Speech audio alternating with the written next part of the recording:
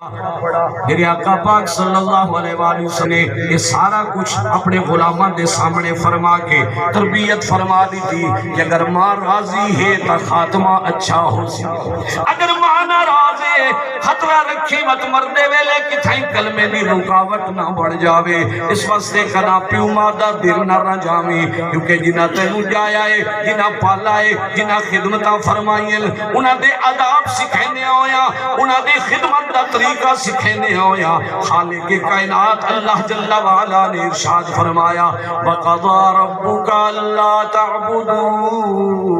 إِلَّا إِيَّاهُ۔ فرمائے حبیب پیارے تیرے رب نے فیصلہ فرما چھوڑا عبادت صرف اللہ دی،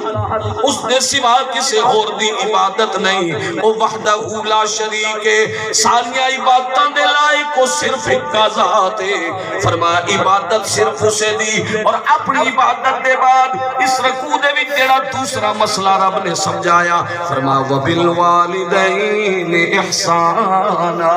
والدین نال حسن سلوک، نماز روزہ حج زکات، اللہ دی عبادت دے بعد دوسرا مسئلہ کیا سمجھایا؟ پیو ماں دی غلامی، والدین نال حسن سلوک۔ اگے فرما اِمَّا يَبْلُغَنَّ عِنْدَكَ الْكِبَرَ أَحَدُهُمَا أَوْ كِلَاهُمَا،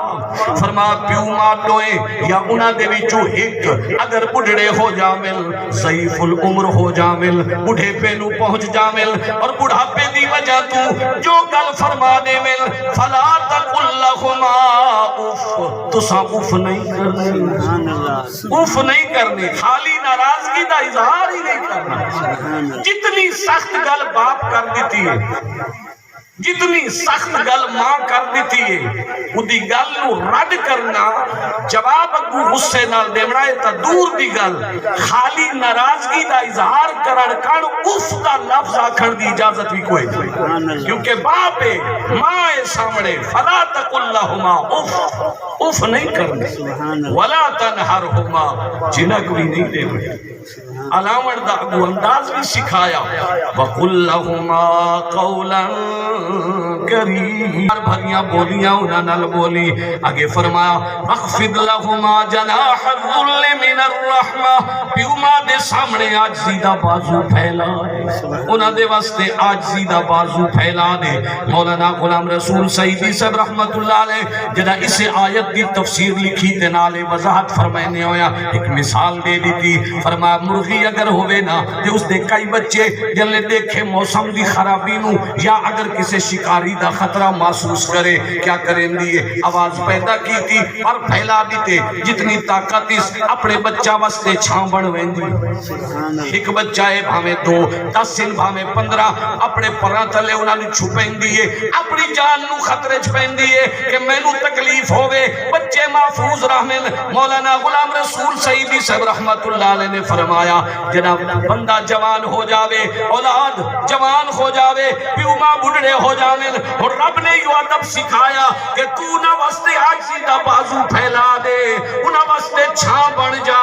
سکھ بن جا، کوئی دکھ نہ پہنچن دے، جتنا تیرے تو ہو سکتا ہے حتی الامکان انہاں نو سکون پہنچا، انہاں دے خوشی والے کام کر، کیونکہ اگر پیوما راضی ہو گیا درجہ کتنا ہے۔ میرا سونا نبی تشریف فرمائے، غلام حاضر ہویا یا رسول اللہ صلی اللہ علیہ وسلم میں حج کرنا، میں جہاد کے بننا چاہنا پر جہاد دی طاقت نہیں رکھدا، میں کمزور ہاں، میں ہجرت کرنا چاہنا، ہجرت دی طاقت نہیں رکھدا، میں کمزور ہاں، انہاں لوہانے کیاں دی میری خواہش ہے پر جسم میں طاقت کوئی نہیں۔ میرے آقا نے فرمایا پیو ماں زندہ ہی نہیں، عرض کی تھی سونا پیو تا فوت ہو گئے، ماں زندہ ہے۔ فرمایا بد گھر چلا جا، اپنی ماں دی غلامی شروع کر دے، جدہ تے ماں نو خوش کر کے رب نو منا گیدا فَإِذَا فَعَلْتَ، جدہ تے کم کر لیا فَأَنْتَ حَاجٌ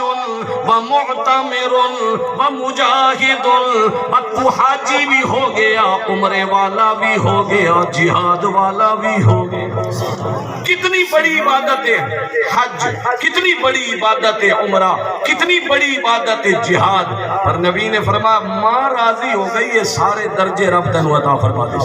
ماں خوش ہو گئی سارے درجے مل گئے۔ اس واسطے قرآن ادب سکھایا رب نے، وَقُلْ رَبِّ ارْحَمْهُمَا كَمَا رَبَّيَانِي صَغِيرًا، اے بندے تو میرے کو انہاں واسطے دعا مانگ، مولا میرے پیو ماتے انہیں رحمت تے کرم فرما جی میں انہاں بچپن اچ میں نو شفقت نال پالا ہے۔